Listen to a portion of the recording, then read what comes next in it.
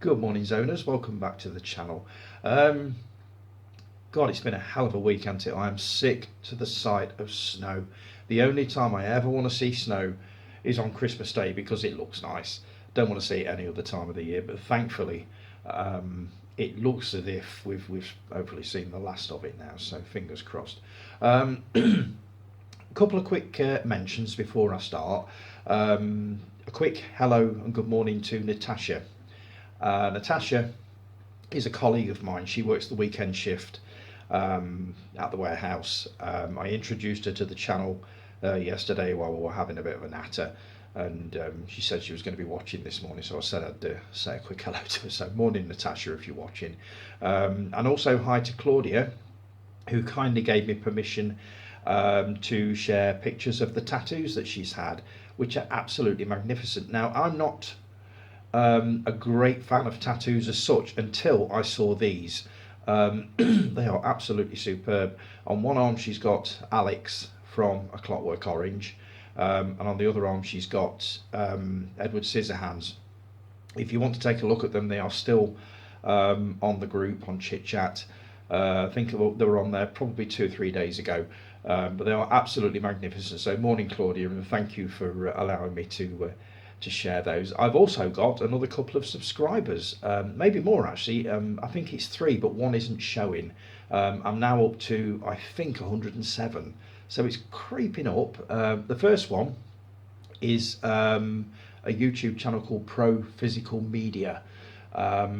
Welcome to the channel, mate. I've not watched any of your videos yet, but I totally intend to check some of them out without a doubt. So welcome to you, and also to Jeff Redman, Jumble Lane Model Railway. Didn't we all have model railways as kids? He's got a lot of videos on his channel of, as it says, model railways. I'm not sure whether they're his or whether they're other people's, but I fully intend to have a look at some of these videos when I get a minute. So again, Jeff, welcome to the channel. Right, start off with some comments on last week's video. Let's see, Mark.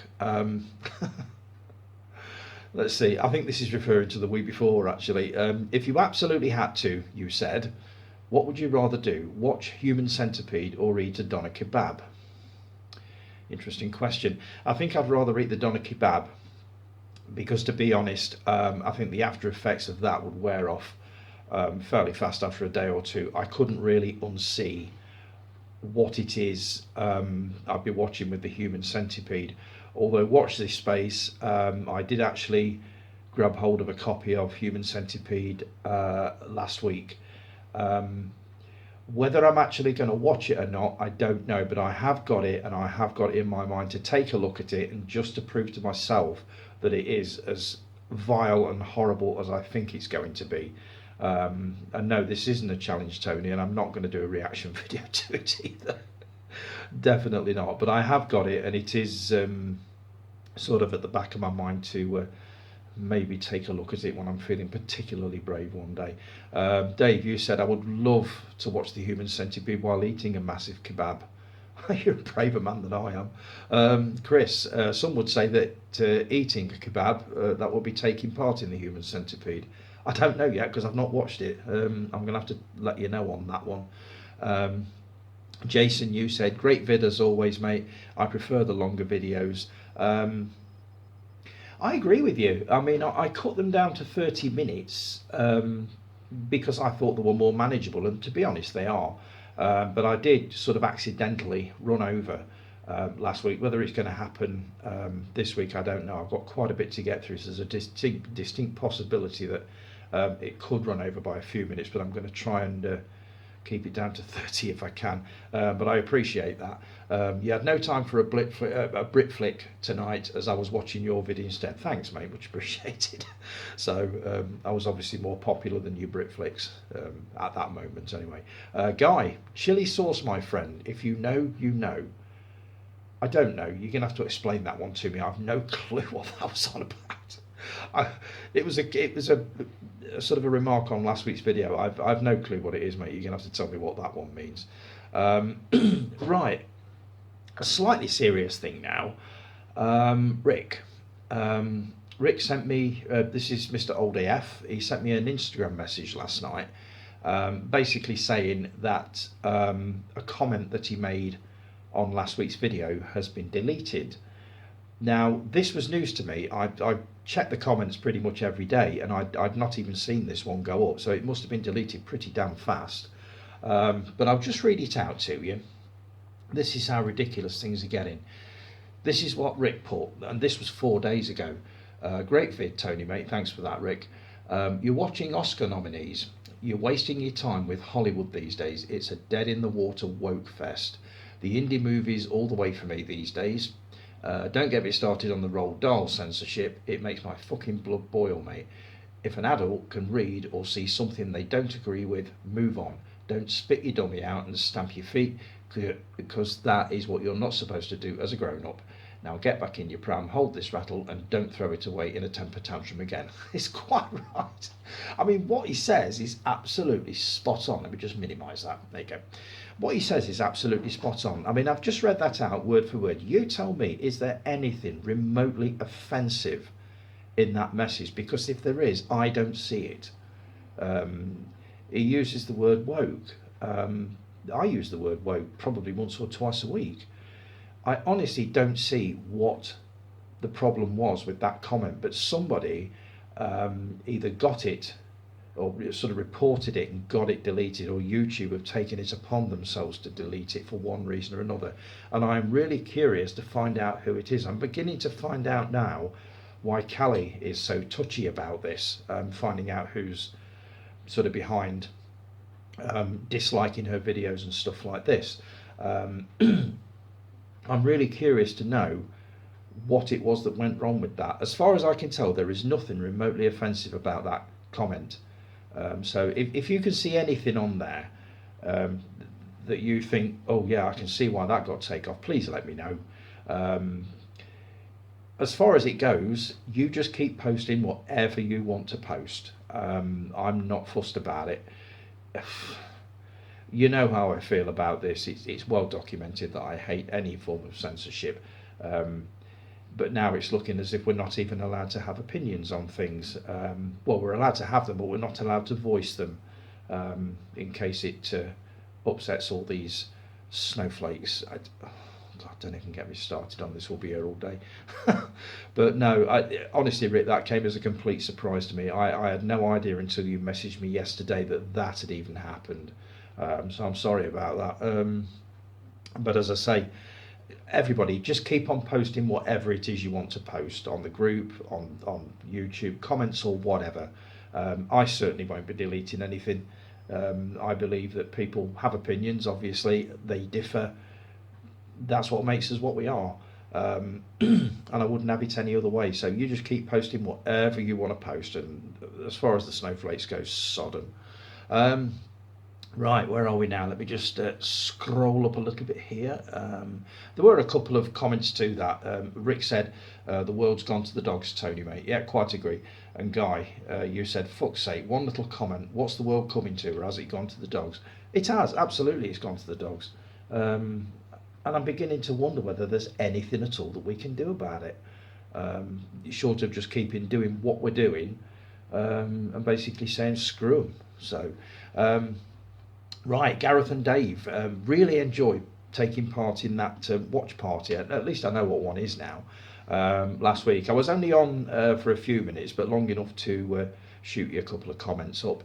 I was trying to describe the nunchuck scene, but the predictive thing on YouTube spelt it as nutcracker. So God knows what that comment must have looked like to you. And I'm absolutely loving all the VHS posts, Gareth. Please keep those coming. It was great to see those tapes of Caligula. I've got notes here, by the way, as you know. Great to see those tapes of Caligula and Soldier Blue. The running times of those particular tapes. Soldier Blue, I think, was 110 minutes. I believe I had that one at one time. That particular VHS tape. I don't know what happened to it, but I haven't got it now. That was 110 minutes, so that was reduced by nearly 10 minutes. Caligula is a 90-minute cut, which is cut by about an hour and 10 minutes.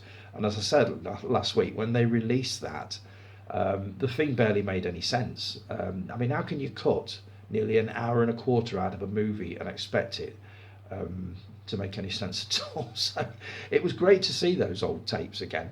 I mean, the Soldier Blue one, I think we've got James Soldier. Oh no, Caligula. We've got James bloody Furman to thank for that one. And Soldier Blue, I think that was his predecessor, Stephen Murphy, but he had a really, really tough time when he came to power in, I think it was 1970 or 71. He had the likes of Clockwork Orange, The Devils, Last Tango in Paris, all that sort of thing. What was the other one? Straw Dogs. They were all waiting on his desk for classification when he started. So I can sort of forgive Stephen Murphy for having problems with Soldier Blue as well. He got quite enough on his plate with that one. But yeah, it was great to see those VHS tapes and also those vinyls. I would love to see more of your vinyl collection, mate. I really would. I used to show them off on my videos a while ago. I ran out in the end. I think I showed about probably 20 of them off, one a week. I know that I have loads more of them in the house somewhere if I can find them. So I may do the same as you did with that.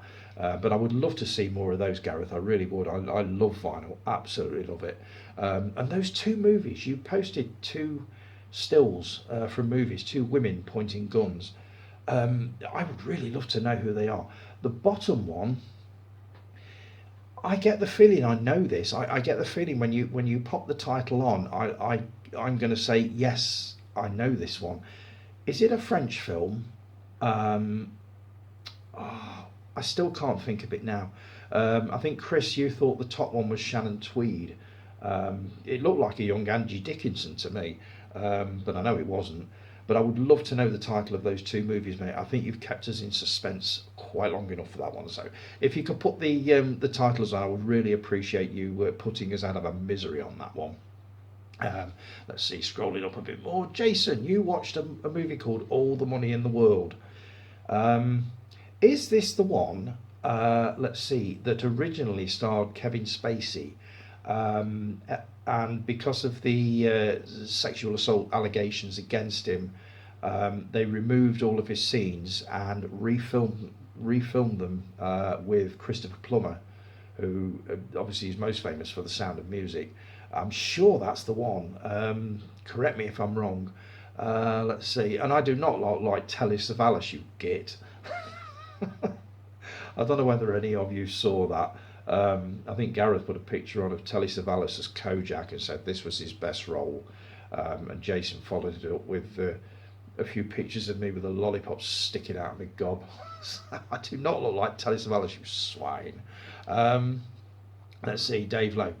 Love the sound of those Michelle Yeoh movies. I will pronounce it right this time. I can't believe I did that last week. And not only once, but several times. I will definitely be grabbing one of those after I've watched Heart of Dragon. The ones you recommended, yes, madam, Royal Warriors and Magnificent Warriors. So I will be grabbing a copy of one of those after I've watched Heart of Dragon. Forgotten movies, Anhichi. This was a couple of days ago. Chris, you beat me to Psycho. That is the one that I would have put had I had the time to do it. It was an odd one. I remember hearing about it when it was first announced that Gus Van Sant was going to remake Psycho, and it was going to be shot for shot identical, but obviously with different stars. And my first thought was, what is the point in that? Why would you even want to do something like that? I got to watch it in the end and actually really enjoyed it, and I don't know why. It's one of those movies that absolutely should not have worked,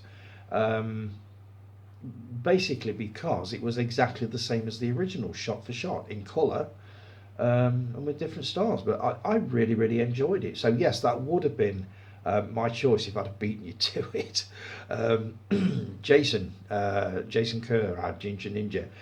Dave's Video Graveyard. Let's see, it's an Aussie podcast filled with complete smut and movies. Obviously, I've subscribed, and I suspect Guy will too. I do love podcasts, especially on a Saturday when I'm working. I can just listen to one after another. It's usually Mark Commode and Simon Mayo's Take, which is his weekly movie review thing, and the Total Film podcast, also Talking Pictures, and also the Total Cinema podcast, which is the official podcast of the New Beverly Cinema in Beverly Hills. So yeah, I do love my podcast, and I've subscribed to that one day, Jason. So I'll let you know what I think of that.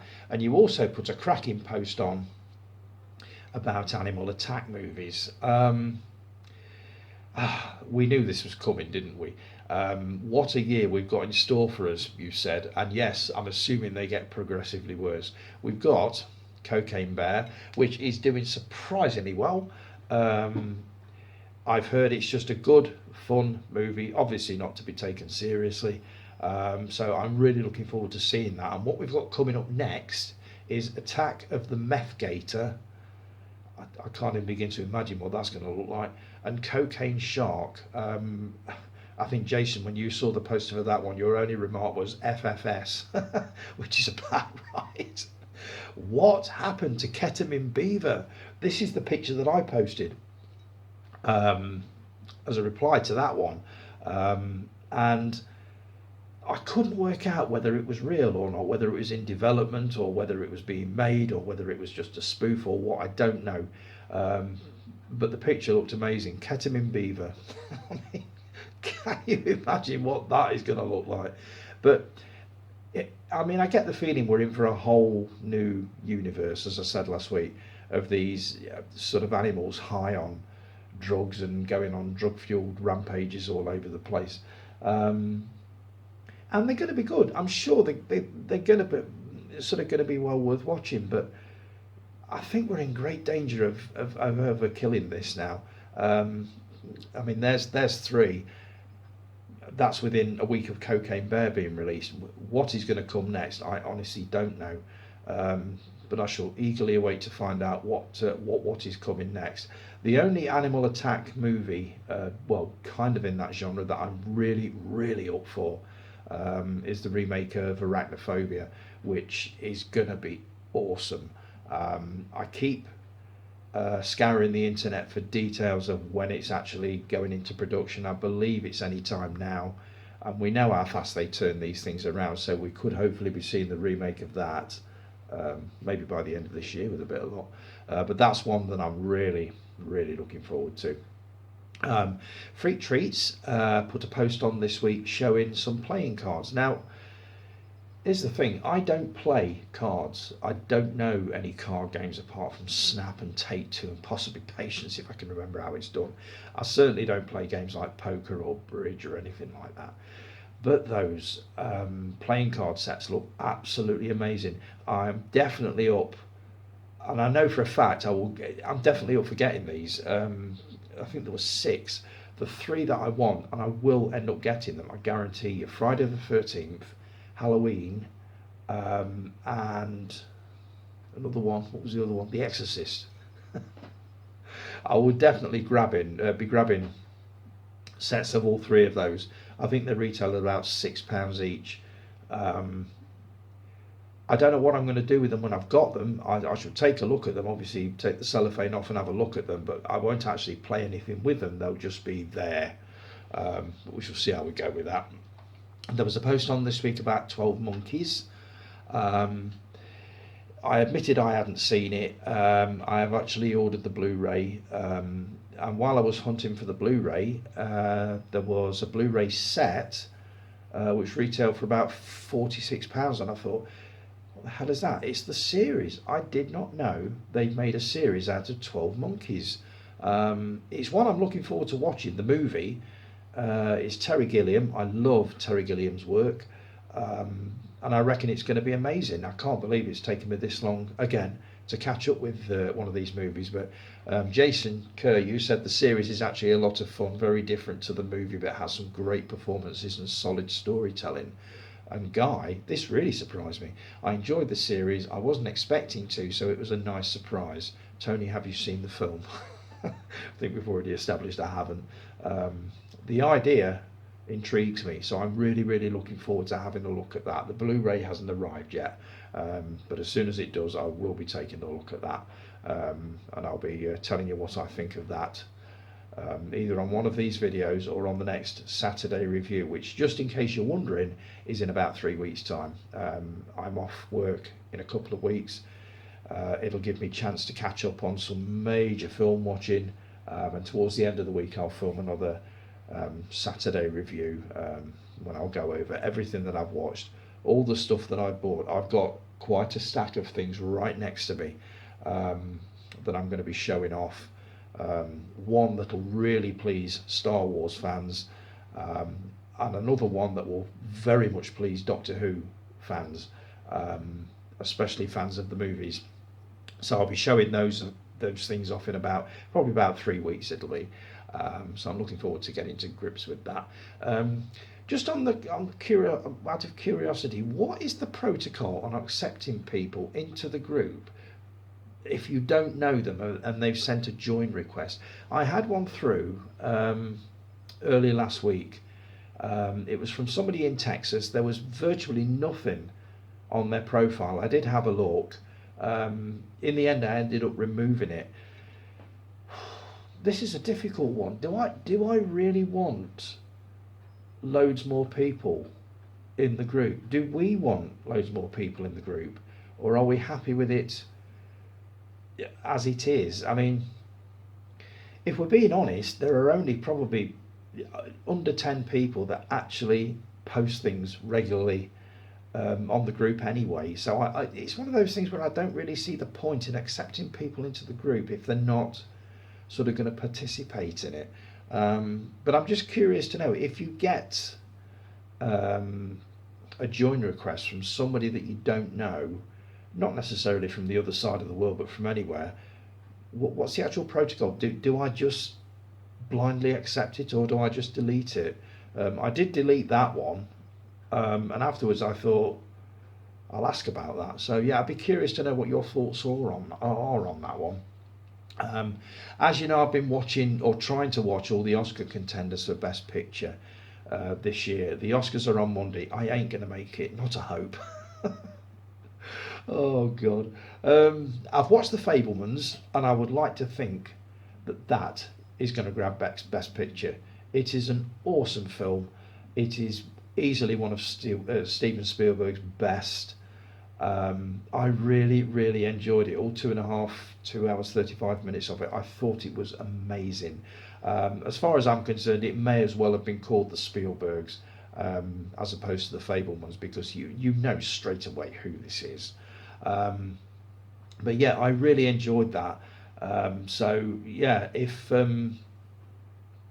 what are your thoughts on it? Are you planning on watching? I know, Jason, that you're not happy with it because they're mostly sort of long films, black and white films, arty films and stuff like that. I think the only other one that I really desperately want to see is The Banshees of Inisherin, which I'm going to try and take in this weekend with a bit of luck. And the others, I think I can wait until it's been announced and then just watch them at my leisure. I could have done with starting this about a month, maybe 6 weeks ago, and I might have stood a chance of getting them all in then. But my prediction for Best Picture at the moment would be The Fabelmans, but we'll see what goes with that. Mark Kermode's review of Blood and Honey, Winnie the Pooh, oh dear. He didn't like it, did it? He didn't like it at all. Jason, you said it's because it wasn't black and white and have subtitles. That's a little bit unfair, but probably quite right. He does like his independent cinema, I will give you that. For what it's worth, he didn't like Scream 6 either. I listened to his podcast yesterday, and I've watched the video review for Scream 6, and he absolutely hated it. He just couldn't see the point of it. I'll post it later on and you can see what you think, but no, it didn't do much for him at all. So right, a couple of quick reviews, and then I've got a little something to show you. First off, Plebs, Soldiers of Rome. Now, if you've watched the TV series on ITV4 or whatever it's on, It's a very kind of similar thing to the In-Betweeners, but set in ancient Rome, and it's not as broad as that one was. It's got a Scar soundtrack, and they've just done a feature film version, which I assume is going to round off the 5 or 6 seasons that they've done on TV. I watched it last week. I quite enjoyed it. I mean, I like the series, and if you enjoy the series, you pretty much know what you're going to be getting. I mean, if you find lines like, "Boy, you're going to be my concubine," and him saying, "Is that like a hedgehog?" If if that's your kind of humour, then you will love Plebs, Soldiers of Rome. It's only 90 minutes. It's well worth it. There are some good laughs in there. It's not brilliant, but I'd recommend it as a passable way to spend 90 minutes. And I'm now turning Saturday nights into 70s and 80s horror night, throwback time. Reason being, as I said the couple of weeks ago, I'm sick of watching movies like The Strays and coming away going, what the hell was that all about? So I'm going right back to basics, and I started it last night with The House That Dripped Blood from 1970 or 71. It's an anthology movie. You get 4 stories within the one movie. It's got some major stars in it. You've got Peter Cushing, you've got Christopher Lee, Denham Elliott, John Pertwee, Nairi Dawn Porter. Gareth, you called this a great anthology. I quite agree. It was absolutely brilliant. The last story with John Pertwee was a little bit ropey, but I ain't bothered. It was just, the whole thing was just superb. It was just great storytelling, great horror film. Obviously not as frightening as it would have been 50 years ago, but the story with Peter Cushing was a little bit unnerving, but I thought it was great, and it was just great to come away from it knowing exactly what you'd watched, exactly what happened, and not being all confused and flummoxed. So yeah, I would definitely recommend The House That Dripped Blood. That's streaming on Prime at the moment. Definitely recommended. And I rounded off last night with something called Killer Legends, which is basically a documentary about urban myths and urban legends featuring things like the Phantom Killer, which inspired the movie The Town That Dreaded Sundown, which was very good. The Candyman, which didn't sort of inspire the movie. It was a completely different story, but it featured a clip from a movie called House of the Devil. Now I've seen this sort of on the channels, but I've never actually watched it, and the clip that they showed of it made it look like a real throwback to the horror of the 70s and 80s. So it looked to me amazing, but I'm really curious to know, has anybody seen a movie called House of the Devil, and what is it like? Is it worth a look? Right, that's pretty much all I've watched. If I just give you a quick show of this, I've got about 3 minutes left. I had this through this week. Now Chris, you've already shown yours in pictures. This is from Rob's Nostalgia Project, and this is the first 4 Blu-ray set of 35mm movie scans. Now, let me just show you what you get here very quickly. If you've seen Chris's pictures, you'll have seen this, but you get a copy of Maniac, a copy of, where are we? Straw Dogs. Let's see, what's that one? Suspiria, and where is that one? Return of the Living Dead. Now what these are, with these being 35mm scans, these are not crystal clear Blu-ray quality. They're not meant to be. But if you're looking for what I would class as an authentic 1970s cinema experience, this is what to go for. These are about £50 a set, but 4 Blu-rays for 50 quid, you can't go wrong. And what you've got here is the movie. You've also got trailers from the day. You've got Odeon idents from the day. So when you're watching Straw Dogs, it's a bit like watching a complete programme at the cinema, including preview time, all that sort of thing. And it's absolutely amazing. The movies have got all the scratches, pops and crackles on the soundtrack, all the scratches on the image, exactly as you would see it if you sort of watched it in the 1970s at the Odeon. This is about as authentic as it gets. Chris, I'd be really curious to see what you made of these if you've watched any of them. I've not watched any of them completely yet, but I have popped them all into the machine and just had a look at the quality of them, and I couldn't be happier with these. So if you're after what I would class as an authentic 1970s or 80s cinema experience, featuring idents from Odeon, ABC, and a couple of other cinema chains, this, you absolutely can't go wrong with it. Highly recommended, and that's from Rob's Nostalgia Project. You'll find links on the group because there's quite a few people following. Right, that's it for this week, folks. Thanks ever so much for joining me. If you've enjoyed the video, give it a thumbs up. Also like, subscribe, and share. That would be very much appreciated. Have a great week, and I will join you all again next week for more of the same. Have a great day, folks. Take care, and I'll see you all soon. Ta-da.